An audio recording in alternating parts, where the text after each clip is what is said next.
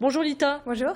Merci beaucoup d'avoir accepté notre invitation. Alors vous êtes la chanteuse du groupe Lita Kira. L'année dernière, vous avez sorti l'album Dans ma toile, un album au son pop-rock. Je vous propose d'en écouter un extrait et on en reparle juste après.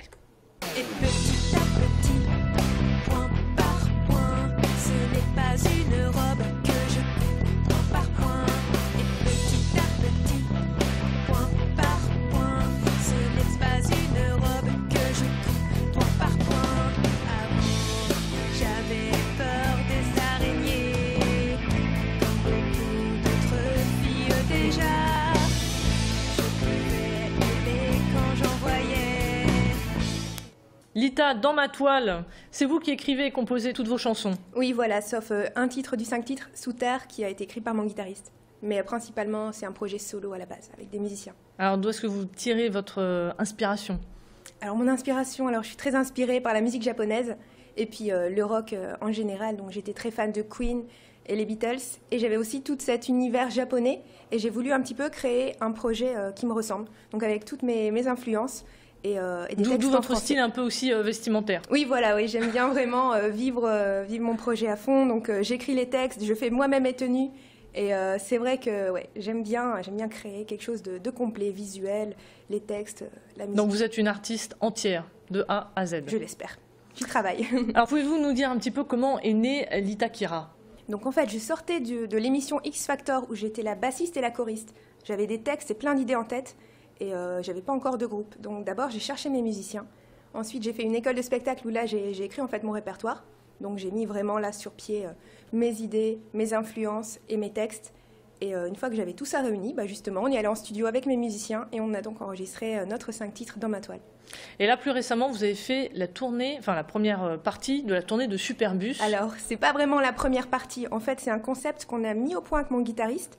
En fait, c'est des pré-concerts. Donc on jouait devant les salles. Donc en extérieur, sous la pluie, le vent, la grêle, pour les files d'attente. On s'est dit que ça aurait plus d'impact.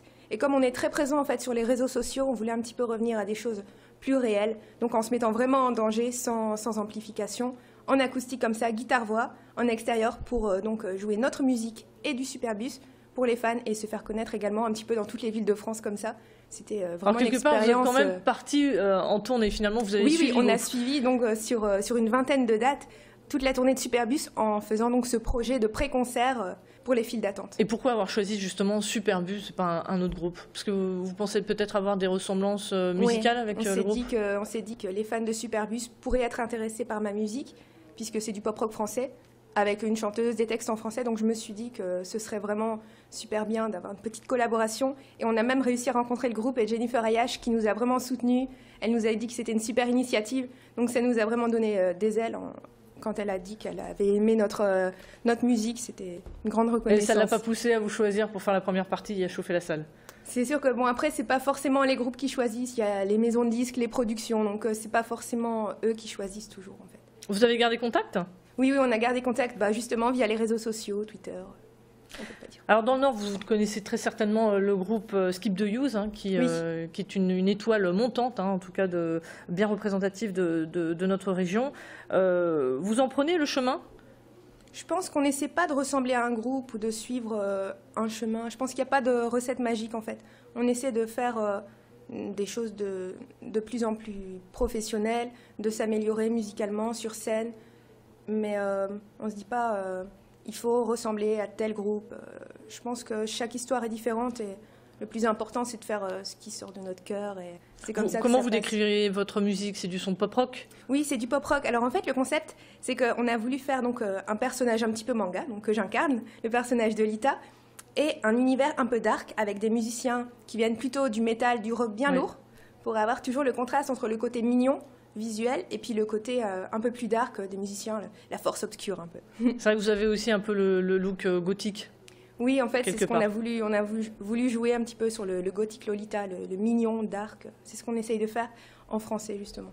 Alors pour ceux qui ont aimé justement l'extrait Dans ma toile, vous allez vous produire demain à Lille pour la fête de la musique. Alors où exactement pour ceux qui aimeraient vous retrouver? Alors on sera à 18h au Square Café à Lille. Ensuite, on enchaîne sur Arras à 20h, Armentières à 23h30 et le lendemain sur Bailleul à 21h20 pour la ferme de la Hulotte à Bailleul, donc c'est le 22. Et sinon, le 21, les 3 dates que je viens de vous dire. C'est difficile pour un groupe de musique de trouver comme ça des scènes pour la fête de la musique où ça se trouve facilement? Bah, nous, on a eu beaucoup de chance, c'est qu'en fait, c'est les villes qui nous ont contactés. Donc, on avait juste à ouvrir notre boîte mail. Et puis, suite à la tournée Superbus, en fait, ça nous a donné quand même pas mal de visibilité.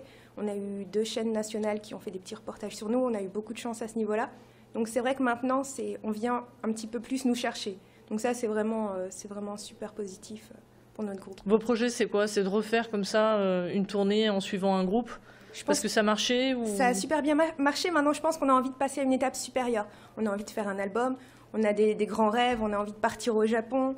Donc je pense qu'on ne va pas refaire la même chose. On va à chaque fois essayer d'avoir des projets de plus en plus hauts et ambitieux pour essayer de toucher toujours un maximum de gens. Merci beaucoup Lita pour votre présence sur le plateau de Grand Lille TV. Je rappelle, demain, vous serez au Square Café à Lille. À quelle heure? On rappelle l'horaire? À 18h. À 18h, voilà. Merci beaucoup. C'est la fin de cette édition spéciale consacrée à la musique. On se retrouve dans un instant pour votre météo. Restez branchés sur Grand Lille TV.